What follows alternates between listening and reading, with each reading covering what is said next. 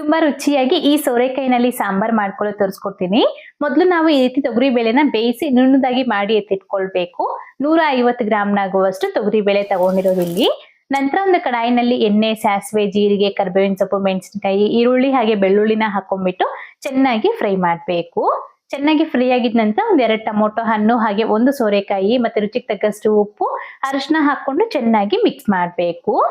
Mix ಮಾಡ್ಕೊಂಡು ಪ್ಲೇಟ್ನ ಮುಚ್ಚಿ ಒಂದು 10 ನಿಮಿಷ ಕಡಿಮೆ ಉರಿನಲ್ಲಿ ಹಾಗೆ ಬಿಟ್ಬಿಡ್ಬೇಕು. ಅದಾದ್ಮೇಲೆ ಚೆನ್ನಾಗಿ ಮಿಕ್ಸ್ ಮಾಡ್ಕೊಳ್ಳಿ. ಒಂದು 1/4 ಭಾಗ ಬೆಂದಿರತ್ತೆ. ಅದಾದ್ಮೇಲೆ ಇದಕ್ಕೆ 1.5 ಟೀ ಸ್ಪೂನ್ ಆಗುವಷ್ಟು ಸಾಂಬಾರ್ ಪುಡಿ ಮನೇಲಿ ಮಾಡಿರೋದು ಹಾಕೊಳ್ಬೇಕು, ಅಥವಾ ಪ್ಯಾಕೆಟ್ ಆದ್ರೂ ಹಾಕೊಳ್ಬಹುದು.